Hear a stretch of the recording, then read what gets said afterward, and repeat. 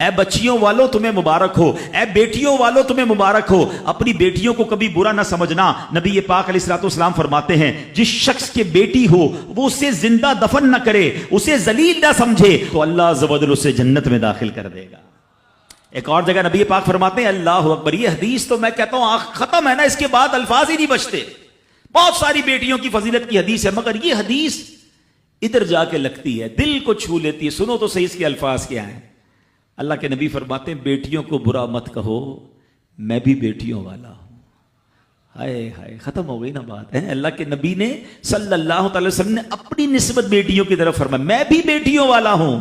بے شک بیٹیاں تو بہت محبت کرنے والیاں، غم گسار اور بہت زیادہ مہربان ہوتی ہیں۔ سنو بیٹیوں والو اور بہنوں والو، اللہ کے حبیب کیا فرماتے ہیں صلی اللہ تعالی علیہ وسلم، میرے نبی کا فرمان ہے کہ جس کی 3 بیٹیاں یا بہنوں کی اس طرح پرورش کرے، ان کو ادب سکھائے، ان سے مہربانی کا برتاؤ کرے، یہاں تک کہ اللہ عز و جل اسے بے نیاز کر دے، یعنی ان کا نکاح ہو جائے، تو اللہ تعالیٰ اس کے لیے جنت واجب فرما دیتا ہے۔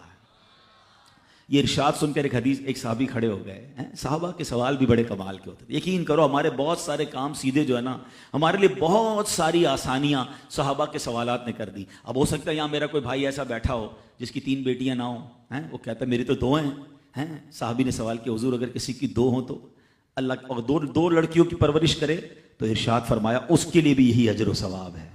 راوی فرماتے ہیں یہاں تک کہ اگر ایک بیٹی کا بھی لوگ ذکر کرتے تو نبی پاک اس کے بارے میں یہی فرماتے۔ مگر ایک روایت اور بھی موجود ہے کہ ایک صحابی نے کھڑے ہو کر کہا حضور اگر کسی کی 1 بیٹی ہو، اللہ کے نبی نے فرمایا 1 بیٹی ہو تو بھی جنت واجب ہو جاتی ہے۔ بیٹیوں پر شکایت، بیٹیوں پر منہ چڑھاتے ہو، بیٹیوں پر لڑائی کرتے ہو، اللہ اکبر، یہ تو جنت میں جانے کا ٹکٹ ہے۔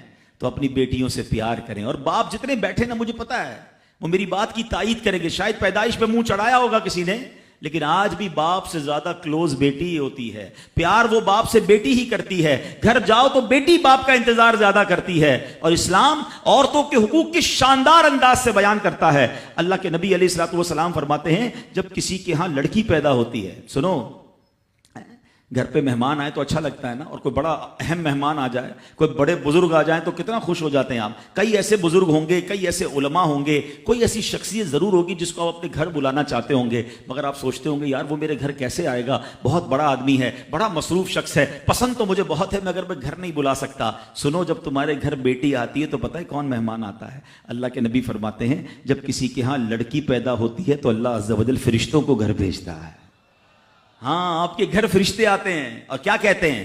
فرشتے آ کر کہتے ہیں اے گھر والوں تم پر سلامتی ہو۔ پھر فرشتے اس بچی کو اپنے پروں کے سائے میں لیتے ہیں، اس کے سر پر ہاتھ پھیرتے ہوئے کہتے ہیں یہ کمزور سی جان ہے جو ایک کمزور جان سے پیدا ہوئی ہے، جو شخص اس کمزور جان کی پرورش کی ذمہ داری لے گا تو قیامت تک مدد خدا اس کے شامل حال رہے گی۔